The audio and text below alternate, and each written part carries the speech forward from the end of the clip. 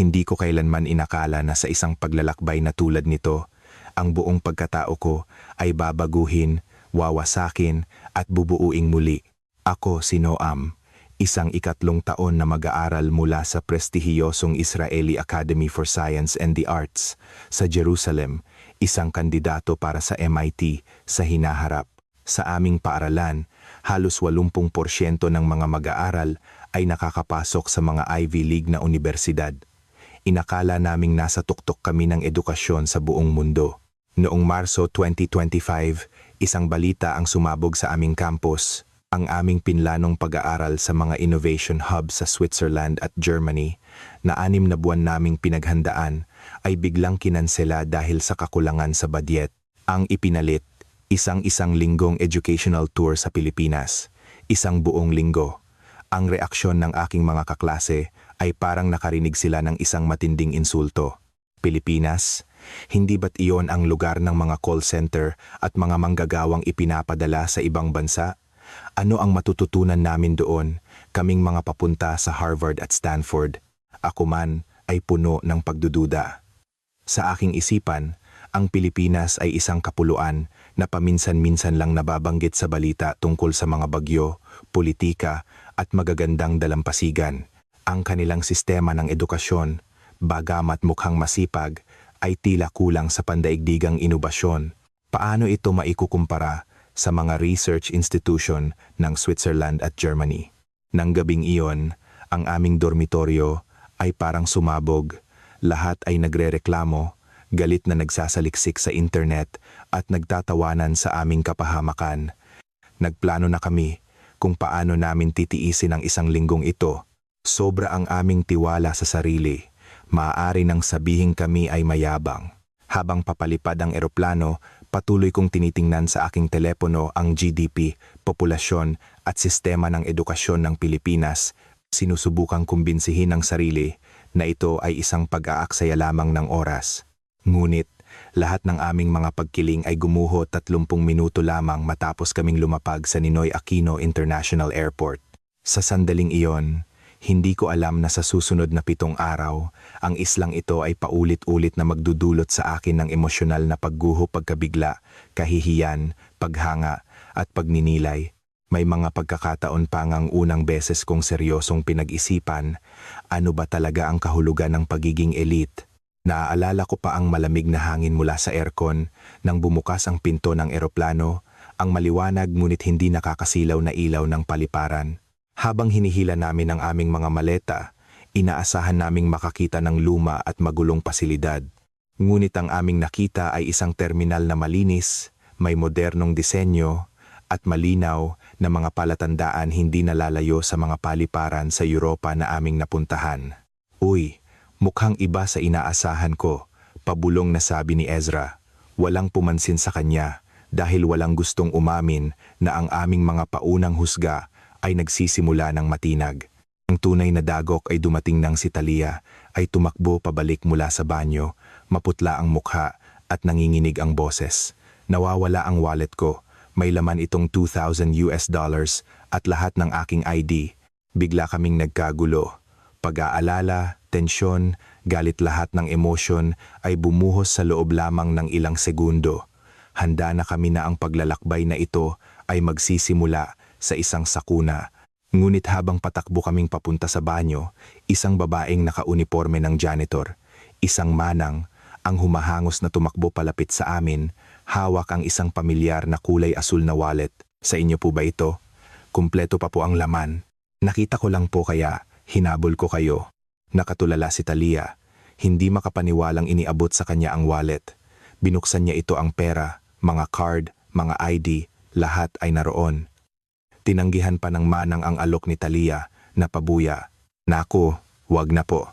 Mag-ingat na lang po sa susunod, sabi niya nang may ngiti. Sa sandaling iyon, kami ay ganap na natigilan. Kung dati ay mayroon kaming pakiramdam ng pagiging superior, ang katahimikan sa sandaling iyon ay ang pagbagsak ng aming kayabangan. Bilang mga taga-Israel, alam namin kung gaano kaliit ang posibilidad na mangyari ito sa aming bansa. Isang janitor, walang CCTV, walang sinumang nakatingin, ay piniling isauli ang isang wallet na may lamang 2,000. Ito ay hindi dahil sa sistema, kundi dahil sa kultura. Sa bus patungong Makati, ang mga tanawin ng lungsod ay dumadaan sa aming bintana. Ang skyway ay malinis, at ang mga sasakyan ay maayos na dumadaloy. Ang mga karatula ay nasa standard na Ingles at Filipino. Sabi ng aming tour guide, maganda ang peace and order sa Pilipinas, kahit hating gabi, ligtas para sa isang babae na mag-isang umuwi. Ang mga convenience store ay bukas 24/7 at ang mga bus ay bumibiyahe hanggang sa kalaliman ng gabi. Medyo nag-aalinlangan kami, ngunit isang bahagi ng aming puso ay nagsimula ng magbago. Hindi namin alam na ito ay simula pa lamang ng 7 araw na puno ng pagkabigla. Sa mga susunod na araw, masasaksihan namin ang tunay na kaligtasan sa mga lansangan ng Bonifacio Global City, BGC, sa hating gabi. Sa mga laboratorio ng Universidad ng Pilipinas, UPI, matutulala kami sa kanilang husay sa pananaliksik. Sa isang tech park sa Laguna, unang beses naming mauunawaan na ang isa sa mga sentro ng pandaigdigang teknolokal na supply chain ay nasa aming harapan. Sa Corregidor, haharapin namin ang mga anino ng digmaan. Sa isang startup incubator, makikita namin ang kabaliwan at tapang ng mga kabataan. Sa isang lungsod kung saan magkahalo ang luma at bago, muli naming bibigyan ng kahulugan ang sibilisasyon. At sa aming pag-alis, aaminin naming hindi na kami ang parehong mayayamang binatilyo at dalagita mula 7 araw na nakalipas. Ang lahat ng ito ay nagsimula sa maliit na wallet sa NAIA. Madalas kong naiisip kung bakit ganoon kalaki ang epekto sa amin ng pangyayaring iyon sa NAIA. Sa unang tingin, ito ay simpleng pagsasauli ng nawawalang wallet. Ngunit ang tunay na yumanig sa aming kalooban ay ang kabutihang loob na tila natural at inaasahan. Sa mundong aming kinalakihan, ang ganitong pangyayari ay napakabihirang mangyari kaya't hindi mo na ito aasahan. Ngunit sa Pilipinas, ito ay tila isang dinakasulat na pamantayan sa lipunan. Dahil sa pagkakaibang ito, unang beses naming napagtanto na ang aming pag-unawa sa islang ito ay hindi pa man lang nakakatapak sa pinakaunang baitang. Nang malapit na kami sa aming hotel sa BGC, halos hating gabi na. Pagod na sana kami, ngunit dahil sa pagkabigla sa paliparan, lahat kami ay gising na gising.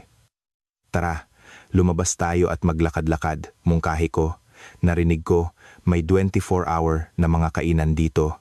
Nag-alinlangan si Ezra. Hating gabi na, hindi ba delikado?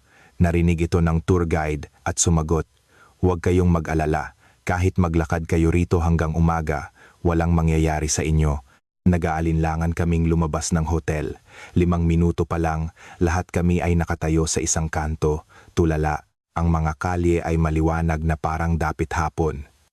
Hindi ito ang nakakasilaw na ilaw ng mga neon sign, kundi isang liwanag na nagbibigay ng kapanatagan. May mga coffee shop na bukas pa, may mga taong bumibili ng midnight snack sa convenience store, at isang babaeng mag-isang naglalakad habang may dalang shopping bag, walang bakas ng pag-iingat o kaba. Kaming mga estudyanteng Israeli, habang pinapanood ito, ay nakaramdam ng kakaibang pakiramdam na para kaming napunta sa isang parallel reality na hindi pa namin nakikita. Hindi ko mapigilang pumasok sa isang kalapit na coffee shop. Pagbukas ko ng pinto, muli akong nagulat. 2:00 ng madaling araw, ngunit ang 3 palapag na espasyo ay halos puno. Hindi sila umiinom ng alak o naglalaro ng video games, kundi nag-aaral. Mga estudyante sa kolehiyo, mga profesional, at kahit mga mukhang high school pa ay may mga headphone, nakabukas ang kanilang mga laptop o makakapal na libro, tahimik na nagsusumikap sa ilalim ng ilaw, nag-aaral sila. 2:00 ng madaling araw, bulong ni Talia. Napangiti ako ng mapait. Tayo, anong ginagawa natin sa ganitong oras? Naglalaro o nag-uusap, di ba? Isang Pilipinang estudyante sa kabilang mesa ang nakarinig sa aming pag-uusap sa Ingles at ngumiti. Mga dayuhan po kayo, unang beses sa Pilipinas, ang natural na kabaitan na iyon ay medyo ikinagulat namin. Sinabi niya sa amin na gabi-gabi siyang nag-aaral doon dahil maingay sa bahay nila at kahit umuwi siya ng 4:00 o 5:00 ng umaga, ligtas pa rin. Mag-isa ka lang? Tanong ko. Tumango siya. Opo, ligtas naman dito. May mga ilaw naman sa daan pauwi, walang maninita sa'yo. Sa sandaling iyon, hindi namin alam ang isasagot. Para sa amin, ang ganitong kapanatagan ay isang luho. Sa aming lungsod, kahit mga lalaki, ay kailangang maging alerto kapag naglalakad sa gabi. Kinaumagahan, pagtapak pa lang namin sa campus ng Universidad ng Pilipinas, UPE, Diliman, napagtanto naming panimula pa lang ang pagkabigla namin kahapon. Bilang mga estudyanteng Israeli, puno kami ng kumpiyansa. Iniisip na kami na mula sa pinakamahuhusay na Science Academy ang magbibigay inspirasyon sa mga lokal na mag-aaral. Ngunit nang pumasok kami sa maliwanag na gusali ng College of Engineering, ang sumalubong sa amin ay hindi mga matang puno ng paghanga, kundi isang kalmadong kumpiyansa at profesionalismo. Isang saloobin na nagsasabing hindi nila kami itinuturing na mas mataas, kundi mga kapantay. Ang naglibot sa amin ay isang estudyante ng UP na mukhang nasa early 20s pa lang. Ginamit niya ang matatas na Ingles para ipakilala ang kanyang sarili na may bigkas at tono na mas matatag pa kaysa kay Ezra, ang aming tagapagsalita sa Ingles. Habang naglalakad kami, sinabi niya, "Mamaya, ipapakita ko sa inyo ang aming proyekto sa Agritech AI. Gumagamit kami ng machine learning para i-predict ang crop yields at labanan ang mga peste." Nagkatinginan kami. Isang undergraduate na gumagawa ng AI model at sinasabi niya ito na parang pang-araw-araw na gawain lang. Pagpasok namin sa laboratorio, halos lahat kami ay natahimik. Ang silid ay puno ng mga server, mga monitor para sa AI training at mga data visualization interface. Sa Israel, ang mga ganitong research center ay pinamumunuan ng mga may master's o doctorate degree. Ngunit dito, ang mga estudyante mismo ang nagpapaliwanag habang inaayos ang modelo na kasing sanay ng mga inhinyero. "May mga propesor ba kayong gumagabay dito?" tanong ni Ezra. Ngumiti ang estudyante. "Ang mga propesor ang nagtatakda ng direksyon, kami ang nagpapatupad." Naramdaman namin ang isang kirot. Hindi dahil sa hindi sila magaling, kundi dahil hindi namin alam kung gaano talaga sila kahusay. Napansin ko ang isang modelo na sinusuri ang data tungkol sa agrikultura ng Israel. "Marunong ba kayo ng Hebrew?" tanong ko. Umiling siya. "Hindi, pero kinokolekta namin ang data mula sa inyong bansa para sa comparative analysis." Naramdaman ko ang kakaibang pakiramdam na kami ang pinag-aaralan. Akala namin kami ang makapangyarihan, hindi namin naisip na ang mga Pilipinong estudyante ay magiging pamilyar sa amin, samantalang kami ay halos walang alam tungkol sa Pilipinas. Si Talia ang pinakabigla sa medical laboratory. Akala niya dahil sa kanyang research na nailathala sa isang kilalang journal ay mas lamang siya. Ngunit nang ipakita ng mga estudyante mula sa UP College of Medicine ang kanilang pananaliksik sa genomics ng mga tropical diseases at ang kanilang mga cross-laboratory collaborations, ang kanyang ekspresyon ay nagbago mula sa kumpiyansa patungo sa pagkaseryoso at mula doon ay sa pagkabalisa. Ang mas masakit pa, nabasa pala ng isang estudyanteng Pilipino ang kanyang papel at nakapagtanong tungkol sa mga teknikal na detalye. Natulala si Talia ng ilang segundo bago sumagot. "Naiintindihan mo talaga?" Tumango ang estudyante. "Oo, ang team namin ay gumawa rin ng katulad na eksperimento noong nakaraang taon. Iba lang ang aming application." Nakita kong nanginginig ang kamay ni Talia. Ito ang unang pagkakataon na napagtanto niyang hindi lang kami na nag-aakalang mga henyo ang humahabol sa hinaharap. Sa tanghalian, nakasalamuhan namin ang mas maraming estudyante ng UP. Nang malaman nilang kami ay mula sa Israel, agad silang nakipag-usap hindi tungkol sa turismo o pagkain, kundi tungkol sa geopolitics, economic cooperation at technology ethics. Isang estudyante ng political science ang nagsuri sa mga salik ng kasunduang pangkapayapaan sa Middle East. Isang mag-aaral ng international studies ang malinaw na naglarawan sa mga interes ng malalaking bansa sa mga rehiyonal na hidwaan. May estudyante pa mula sa economics na naglabas ng data para ikumpara ang istruktura ng industriya ng Israel at Pilipinas. Lahat ng ito ay ginawa sa Ingles matatas, lohikal at walang pagyayabang o pagpapakumbaba. Ito ay isang tunay na pandaigdigang pananaw. Pagkatapos ng tanghalian, sa bus pabalik, lahat ay tahimik. Pinanood ko ang paglayo ng mga gusali ng UP at naramdaman ko ang isang kakaibang pakiramdam na para kaming hinubaran ng aming mga pagkukunwari at napilitang harapin ang aming tunay na sarili. Dati, ipinagmamalaki naming kami ay mula sa startup nation, ngunit ipinakita sa amin ng mga estudyanteng Pilipino ang ibang uri ng inobasyon. Hindi sila maingay, ngunit sa pamamagitan ng sipag at tiyaga, bumubuo sila ng isang pundasyong hindi nakikita. Akala namin kami ay mga henyo, ngunit sila ay mas masipag ng 10 beses at mas mapagkumbaba ng 100 beses. Kinabukasan ng pagbisita namin sa UP, sumakay kami ng bus papuntang Laguna. Unti-unting napalitan ng luntiang tanawin ang mga gusali ng lungsod hanggang sa lumitaw ang isang hanay ng mga modernong gusali. Ito ang isa sa mga sentro ng tech industry ng Pilipinas, sabi ng aming tour guide. Akala namin ay medyo eksaherado iyon. Ngunit nang pumasok ang bus sa lugar, lahat kami ay natahimik. Ito ay hindi isang simpleng parke, kundi isang gumaganang tech city. Isang senior engineer na Pilipino ang sumalubong sa amin. Siya si G. Reyes, isang balik scientist na nagtapos ng kanyang PhD sa MIT at bumalik sa Pilipinas. Kailangan ng Pilipinas ng mga talento sa R&D, sabi niya ng simple. Ngunit alam kong ang isang MIT PhD ay maaaring pumili ng trabaho saan man sa mundo. Ang kanyang pagpiling bumalik ay nagbigay sa akin ng biglaang paggalang sa lakas ng teknolohiya ng Pilipinas. Dinala kami sa isang malaking gusali. Ang aming nakita ay hindi mga pabrika na gumagawa ng mga simpleng pyesa, kundi mga advanced na research labs para sa software development, fintech at game design. Ang Pilipinas ay isa sa mga pinakamalaking hub para sa game development sa Southeast Asia, paliwanag ni G. Reyes. Maraming kilalang laro sa mundo ay may mga bahaging dinevelop dito. Nagulat si Ezra.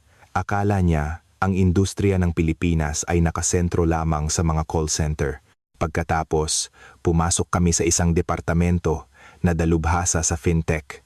Ipinakita nila ang isang platform na ginagamit ng milyon-milyong Pilipino para sa digital payments, isang bagay na mas advanced pa kaysa sa ilang sistema sa Europa. Napagtanto ni Ezra na ang ama ay isang venture capitalist, na ang napakalaking potensyal ng merkado na ito ay isang bagay na hindi nila napapansin. Ang pinakamatinding reaksyon ay mula kay Talia sa kanilang pagbisita sa isang bioinformatics lab. Ipinakita nila ang isang sistema na gumagamit ng AI para pag-aralan ang genomic data upang mas mabilis na matukoy ang mga sakit na laganap sa rehiyon. Hindi ba't ito ang teknolohiyang nasa research stage pa lang sa amin? Bulong ni Talia. Tumango ang engineer. Pareho nating ginagawa ito. Ang Pilipinas, kahit na maliit, ay kailangang sumabay sa mundo. Ang mga salitang iyon ay parang patalim na humiwa sa aming kumpiyansa. Sa tanghalian, nakasama namin ang mga batang inhinyero. Ang kanilang pinag-uusapan ay hindi sahod, kundi kung paano mababago ng isang teknolohiya ang merkado at kung paano makakatulong ang kanilang proyekto sa bansa. Bakit hindi kayo magtrabaho sa Silicon Valley? Mas malaki ang sahod doon, tanong ko. Ngumiti ang isa. Marami ang pumupunta roon at marami rin ang bumabalik. Binibigyan kami ng Pilipinas ng pagkakataong gumawa ng mga bagay na may pandaigdigang epekto at ang kasiyahang dulot nito ay mahirap hanapin sa ibang lugar. Sa pagtatapos ng aming pagbisita, dinala kami sa isang bulwagan kung saan ipinapakita ang mga hinaharap na teknolohiya, mga augmented reality applications, AI-driven public service tools. Akala ko, 10 taon pa bago natin makita ang mga ito, pero ginagawa na pala sa Pilipinas, sabi ni Ezra. Sa bus pabalik, lahat ay tahimik. Naisip ko ang mga datos na aking nakita. Ang Pilipinas ay may libu-libong mga startup, isa sa mga pinakamabilis na lumalagong digital economy sa mundo. Ito ay hindi kwento, kundi katotohanan. Sa unang pagkakataon, naramdaman kong hindi kami bumibisita, kundi kami ang tinuturuan. Kinabukasan, dinala kami sa Philippine Science High School, PSHS, o PSI. Akala namin, ito ay magiging isang ordinaryong araw. Paano naman kami mapapahanga ng mga high school students? Pagsapit namin doon ng 7:30 ng umaga, ang campus ay puno na ng mga estudyanteng nag-aaral habang naglalakad, may hawak na mga libro, at may nagre-repaso sa kanilang mga tablet. Ang tunay na pagkabigla ay sumunod. Sa pasilyo, narinig ko ang tatlong lalaki na nag-uusap. Iyon ba ay Spanish? Tanong ni Ezra. Ngumiti ang tour guide. Binibigyan ng diin ng paaralang ito ang multilingualism. Nagulat kami. Sa Israel, ang pagsasalita ng tatlong wika ay kahanga-hanga na. Dito, tila normal lang. Ang una naming pinasok na klase ay isang English debate tungkol sa climate change. Ang buong klase ay nasa Ingles. At ang mga estudyante ay hindi lang nagsasaulo ng mga linya. Sila ay nagde-debate gamit ang mga datos mula sa mga ulat ng United Nations. Ang pinakakahanga-hanga ay ng isang estudyante ang nagpaliwanag ng kanyang punto sa Ingles, lumipat sa Filipino para linawin ang isang lokal na konteksto, at pagkatapos ay sumagot sa isang tanong sa wikang Hapon bago bumalik sa Ingles para sa kanyang konklusyon. Nagpapalit-palit sila ng tatlong wika ng ganoon kadali, bulong ni Talia. Sa oras ng pahinga, isang babaeng estudyante na nagngangalang Bea ang lumapit sa amin. Ilang wika ang alam ninyo? Tanong ni Ezra. Nahihiyang sumagot si Bea. Hindi naman po marami. Filipino, English, kaunting Spanish, at nag-aaral din po ako ng Hebrew. Halos malaglag ang panga ni Talia. Sinabi mo bang Hebrew? Agad na nagsalita si Bea sa aming wika, Shalom. Mahnishma? Hello? How are you? Natigilan ako. Ang aming pang-araw-araw na pagbati. Narinig namin mula sa isang taong 27 taong gulang na Pilipina. Bakit ka nag-aaral ng Hebrew? Tanong ko. Dahil gusto kong maunawaan ang issue sa Middle East mula sa primary sources. Hindi lang sa mga salin, sagot niya.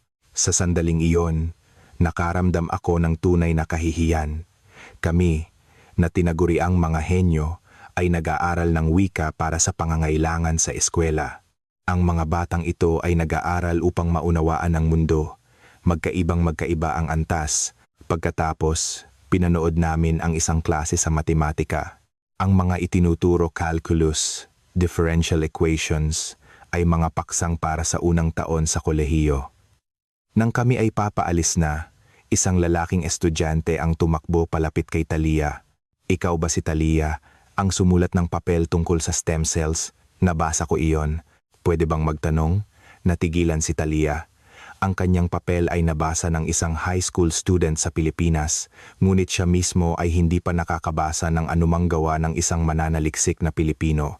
Sa pag-alis namin, sinabi ni Ezra, sa edad na 17, nakatayo na sila sa balikat ng ating 18 na taong gulang na sarili. Natahimik kami. Hindi kami ang nangunguna sa mundo. Inilagay lang kami doon para hindi kami mapahiya. At ang Pilipinas ang tahimik na humahabol, hindi nagmamayabang. Matapos ang 3 araw, na sunod-sunod na pagkabigla, inanunsyo ng aming tour guide. Ngayon, pupunta tayo sa Corregidor. Corregidor? Isang isla na simbolo ng digmaan. Hindi ba delikado doon? Tanong ni Ezra. Ngumiti ang tour guide. Ligtas doon, malalaman ninyo pagdating natin. Sa Israel, lumaki kami sa anino ng banta at hidwaan. Ang isang lugar tulad ng Corregidor, sa aming pag-iisip, ay dapat isang tensyonadong lugar. Ngunit paglapag namin, ang sumalubong sa amin ay katahimikan at kapayapaan. Dinala kami sa Malinta Tunnel. Sa loob, naramdaman ko ang lamig at ang bigat ng kasaysayan. Naisip ko ang mga tunog ng bomba at ang mga taong nagtatago sa loob. Nagkaroon ba talaga ng digmaan dito? Tanong ni Talia. Tumango ang guide. Oo, matagal na. Ngayon, ito ay isang tourist spot. Sinabi ni Ezra, kung sa bansa natin ito mangyari, hindi ko sigurado kung ang ating mga anak ay mamumuhay ng ganito kapayapa. Sumunod kaming pumunta sa Pacific War Memorial. Habang tinitingnan namin ang mga larawan ng mga nasirang gusali at mga sugatang sundalo, sumikip ang aming dibdib. Pamilyar kami sa emosyong ito. Ngunit sa dulo ng exhibit, ang nakasulat ay hindi galit sa kaaway, kundi isang simpleng pangungusap, hindi na dapat maulit ang digmaan. Natigilan ako. Sa mga museo sa Israel, ang huling mensahe ay laging tungkol sa pagiging malakas at hindi paglimot. Ngunit dito, ang mensahe ay tungkol sa pagnanais para sa kapayapaan. Masakit ang kanilang pinagdaanan pero hindi sila napopoot, sabi ni Ezra. Mas gusto nila ang kapayapaan kaysa sa tagumpay, dagdag ni Talia. Umalis kami sa memorial na may mabigat na damdamin. Natutunan ng mga Pilipino na paghilumin ang kanilang mga sugat sa tuktok ng isla. Habang pinagmamasdan namin ang paglubog ng araw sa Manila Bay, sinabi ni Ezra, akala natin mas mapanganib ang ating lugar kaysa sa Pilipinas. Pero sa totoo lang, mas matapang silang namumuhay. Ang koregidor ay nagturo sa amin kung ano ang halaga ng kapayapaan at kung paano manatiling mahinahon sa harap ng panganib. Ang katatagan ay may maraming anyo at ang pinili ng Pilipinas ay ang pinakamahirap. Pagbalik namin sa Maynila, sinabi ng guide, bukas, pupunta tayo sa isang startup hub sa Makati. Nagduda na naman kami. Inobasyon sa Pilipinas? Akala namin ito ay para lamang sa Israel o Silicon Valley. Ngunit pagpasok namin sa isang modernong co-working space, bumungad sa amin ang enerhiya ng mga kabataan, amoy ng kape at tunog ng mga keyboard. Sa pader, nakasulat, "Make it happen, even if you're small." Ang unang startup na aming nakilala ay gumagawa ng isang AI medical simulation gamit ang VR sa pakikipagtulungan sa Philippine General Hospital, PGH. Ang pangalawa ay gumagamit ng satellite data para i-predict ang landas ng mga bagyo. Ang motibasyon namin ay hindi kumita, kundi magligtas ng buhay, sabi ng founder. Ang pangatlo ay isang AI-powered educational tool para sa mga batang nasa malalayong lugar. Gusto kong bigyan sila ng pagkakataong hindi isuko, sabi ng batang founder na galing sa probinsya. Naluha si Talia. Sa ating bansa, ang mga henyo lang ang nakakakuha ng resources. Dito, ang mga startup nila ay gustong tulungan ang mga pinakamahina. Ito ay isang pagpapahalaga na hindi pa namin nakasalamuha. Sa rooftop ng gusali, habang pinagmamasdan namin ang skyline ng Makati, isang Pilipinang founder ang nagsabi, ang Pilipinas ay hindi ang pinakamalakas na bansa, pero palagi kaming nagsusumikap na maging mas mahusay. Sa huling araw namin, dinala kami sa Intramuros, ang makasaysayang walled city ng Maynila, isang halo ng mga lumang pader na bato, mga kalesa, at mga modernong cafe kung saan nag-aaral ang mga estudyante. Ang kultura ng Pilipinas ay hindi nasa museo, kasama itong nabubuhay, sabi ng guide. Pumasok kami sa isang workshop kung saan ang mga tradisyonal na tela, tulad ng pinya at inabel ay ginagawang modernong disenyo gamit ang digital tools. Hindi ito pag-iingat, kundi pagpapatuloy, sabi ng artisan. Ang tradisyon ay material para sa hinaharap. Pagkatapos, sa isang coffee shop, habang umiinom kami ng kapeng barako, ipinaliwanag ng isang coffee master ang pilosopiya ng Pilipinas. Ang butil ng kape ay kailangang dumaan sa init para lumabas ang tunay nitong lasa at aroma. Ganoon din ang lipunang Pilipino. Habang tumitindi ang pagsubok, lalo kaming nagiging matatag. Ano ang puso ng kultura ng Pilipinas? Tanong ni Talia. Pakikipagkapwa, sagot niya. Ang kakayahang makibagay at lutasin ang mga hindi pagkakaunawaan sa pamamagitan ng pang-araw-araw na pamumuhay at pag-unawa. Sa sandaling iyon, halos kinilabutan ako. Sa Israel, pinag-uusapan namin ang kapayapaan, ngunit hindi namin ito isinasabuhay. Sa Pilipinas, ang kapayapaan ay isang paraan ng pamumuhay. Ang lahat ng aming nakita ang kabaitan sa Anaiya, ang kasipagan sa UP, ang katatagan sa Corregidor, ang inobasyon sa Makati ay lahat nakaturo sa isang sentro. Ginawa ng Pilipinas ang kahinahunan bilang isang lakas. At ang lakas na ito ang pinakakailangan ng mundo sa hinaharap. Bago kami umalis, tumayo ako sa balkonahe ng aming hotel, pinagmamasdan ang mga ilaw ng Maynila. Sa loob ng 7 araw, ang Pilipinas ay naging isang salamin na nagpakita sa akin ng aking sariling pagkabulag. Kami ay mula sa isang bansang nag-aakalang nasa unahan ng inobasyon. Ngunit itinuro sa amin ng Pilipinas na ang inobasyon ay hindi lang teknolohiya kundi isang saloobin. Kami ay mula sa isang lupaing laging nasa gitna ng hidwaan. Ngunit itinuro sa amin ng Pilipinas na ang kapayapaan ay hindi isang resulta, kundi isang pagpili. Kami ay mula sa isang lipunang ipinagmamalaki ang mga henyo, ngunit itinuro sa amin ng Pilipinas na ang tunay na lakas ay nagmumula sa pagpapakumbaba. Habang papalipad ang eroplano, muli kong sinulyapan ang Pilipinas. Mula sa itaas, ito ay isang maliit na tuldok lamang ng liwanag sa karagatan. Ngunit sa aming mga puso, ito ay isang butil na nahulog sa kadiliman. Hindi sinasabi ng Pilipinas na, "Ako ay malakas." Tahimik lang nilang ginagawang bahagi ng kanilang pang-araw-araw na buhay, ang pagiging malakas, para ikaw mismo ang makaramdam, at ang tunay na pagkabigla ay nagmumula sa tahimik na lakas na ito. Pagbalik namin sa Israel, magpapatuloy ang aming buhay, ngunit hindi na kami makakatingin sa aming sarili bilang sentro ng mundo. Dahil alam naming ang mundo ay mas malaki kaysa sa aming inaakala, at ang hinaharap ay nangangailangan ng higit na kahinahunan at karunungan. Binigyan kami ng Pilipinas ng isang aral na hindi namin makakalimutan. Ang hinaharap ay malayo, ngunit nakatapak na kami sa daan, at ang unang hakbang na iyon, ibinigay sa amin ng Pilipinas,